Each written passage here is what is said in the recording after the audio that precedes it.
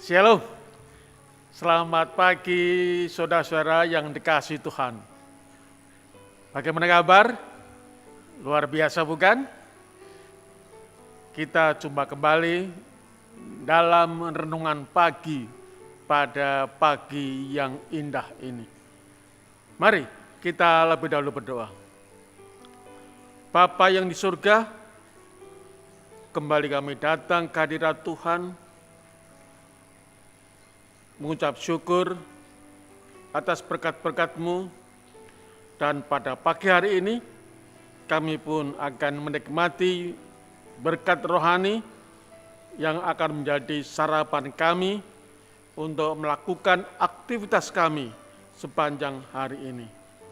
Kiranya Roh Suci Tuhan boleh hadir dalam hati kami, memberikan kami pengertian sehingga kami memperoleh berkat rohani dari Tuhan dan boleh melakukannya.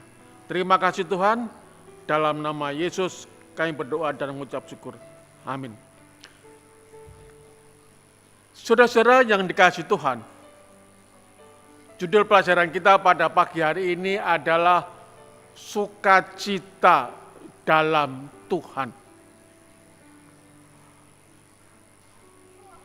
Kita akan belajar dua tokoh di dalam perjanjian lama maupun juga dalam perjanjian baru.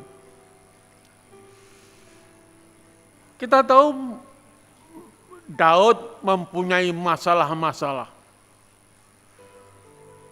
Daud hidupnya dipenuhi dengan intrik-intrik. Daud dipenuhi dengan pencobaan-pencobaan. Dan masih banyak lagi. Namun Daud merasakan sukacita yang Tuhan berikan kepadanya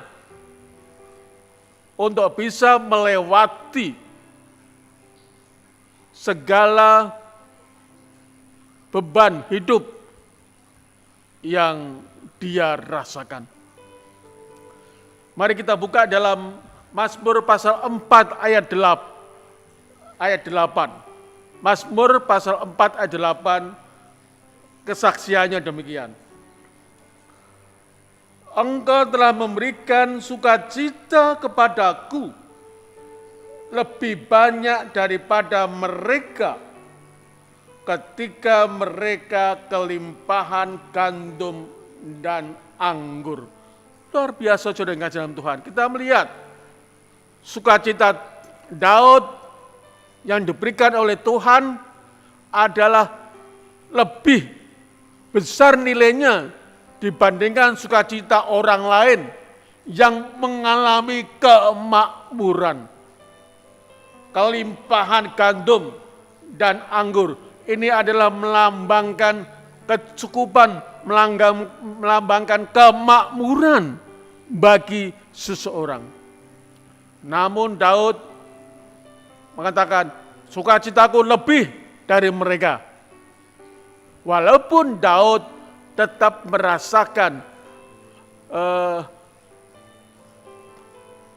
pergumulan hidup, namun sukacita Tuhan ada di dalam hatinya.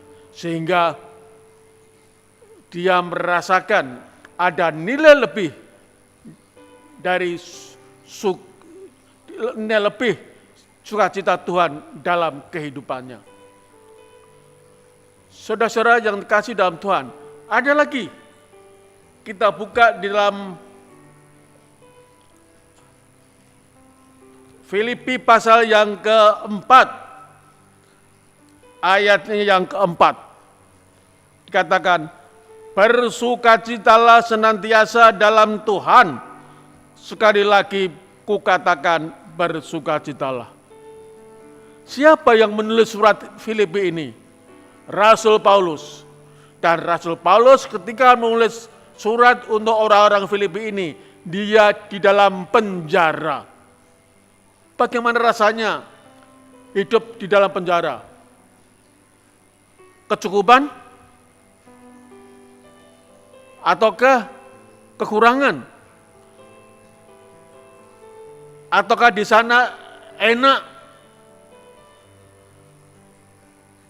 Saudara yang kasih dalam Tuhan, kita melihat bahwa walaupun Rasul Paulus ini tinggal di dalam penjara, terbelenggu, namun dia ini mengalami sukacita. Sukacita di dalam Tuhan. Nah, itulah sebabnya surat Filipi dianggap sebagai surat sukacita. Karena Rasul Paulus menunjukkan sukacitanya kepada orang-orang di Filipi, walaupun dia ini terbelenggu dan hidup tinggal di dalam penjara. Karena dia merasakan sukacita Tuhan, dia pun juga menghimbau, memberikan nasihat kepada orang-orang di Filipi untuk bersukacita juga, sebagaimana dia tetap bersukacita di dalam Tuhan, di dalam penjara. Bersukacitalah senantiasa dalam Tuhan. Sekali lagi, kukatakan bersukacitalah. Kiranya renungan pendek ini boleh mengunggah kita masing-masing. Baik dari pengalaman Daud yang mendapatkan sukacita melebihi orang lain. Demikian juga sukacita dari Rasul Paulus, walaupun di dalam penjara, tapi dia tetap merasakan sukacita Tuhan di dalam hati dan hidupnya. Selamat pagi, Tuhan memberkati. Amin.